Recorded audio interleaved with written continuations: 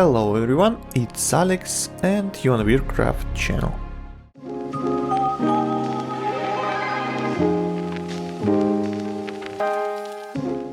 This time we will be painting elemental miniatures.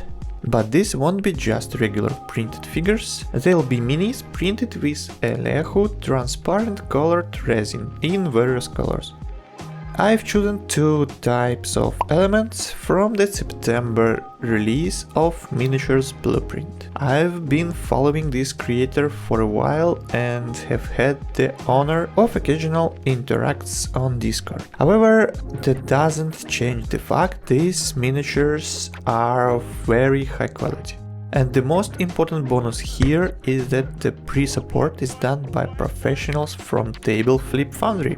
What does it mean? That means that you can download the models, load them into your slicer and just send them right to printer. They will turn great. So if you're interested, as always, links are in the description. But for now, please subscribe, hit the like button and let's embark on this journey called painting. To start, let's begin with water. Without any painting, the miniatures looks pretty good, but they were clearly missing something.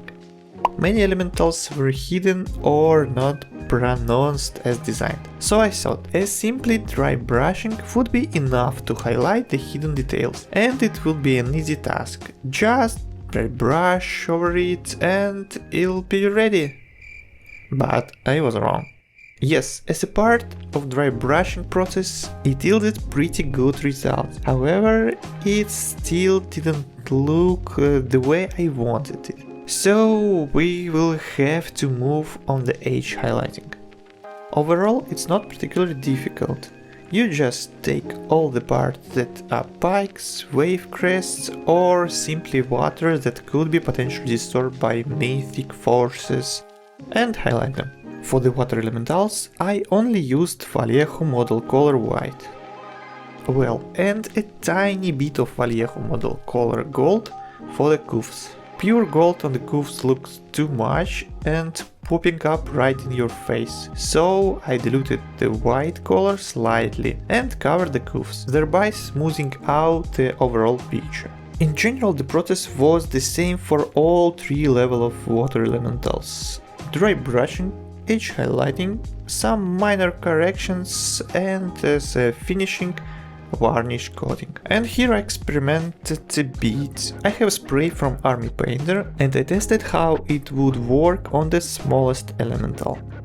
It turned out okay, but also I tried the liquid varnish mate, which I used in the video about FDM printed miniature. And I like the results better with the liquid varnish, so I used it for the final coat. After the work was done, I was quite satisfied with the results. Due to the resin color and only using white paint, the final result looks not only like a seawater, but also like a frozen ice or something like that. Overall, this suits me just fine, because now this can be used as both water elementals and ice elementals, which essentially are still water but in a different state. We will have final review at the end, and now let's start painting the fire elementals. Here I separated the previously glued miniatures from their bases and use a painting technique which Zumi recommend. It would be really stupid to paint an unprimed miniature, right? So let's do just that. Degreasing with the kitchen soap as an alternative to priming, since there is no need to use the primer on transparent miniatures, right? I use this because this would be more than one color here, and I plan to use layering and multiple colors. Overall not too many colors, but still I used Vallejo model colors yellow, clear orange, black and tiny bit of silver. While painting these figures, I made a discovery for myself. I bought a pair of Kalinsky natural brushes, but was hesitant to use them and continue use synthetic brushes. Not the cheapest one, but synthetic nonetheless. However, as soon as I tried Kolinsky sable brushes, I can tell you, even with my beginner level painting skill, I felt the difference. It is a completely different experience and how the brush applies paint. Now I understand why all the professionals use natural brushes, especially Kolinsky sable, for miniature painting.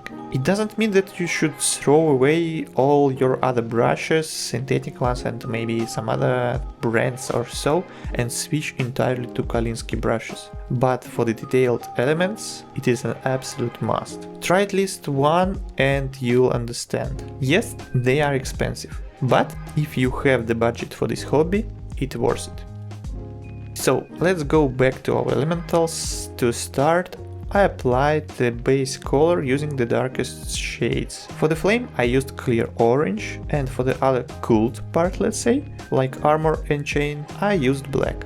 I will later cover chains with silver using an old brush and dry brushing. For everything else, we will use layering. Yes, on the larger elementals I also used the color blending.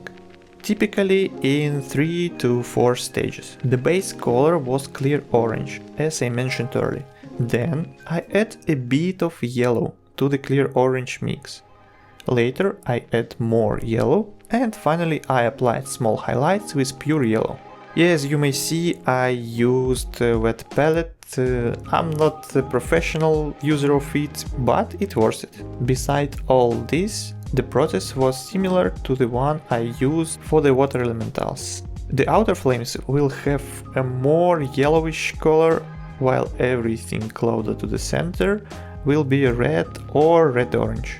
For the color schema I just simply googled fire elementals and choose reference that I like the most, at least for the color guidance.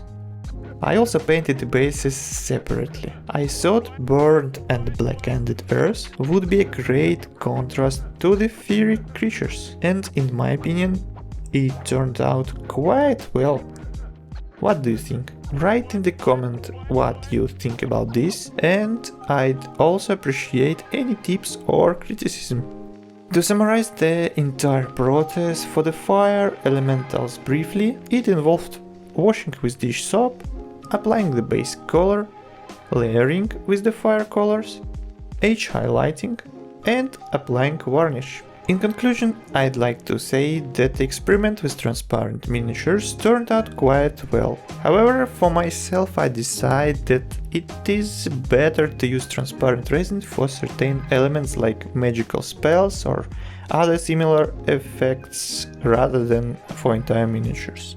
If you have any other ideas how to use transparent resin, put them down below. Thank you all for watching, and let's move to the final part, the final reveal.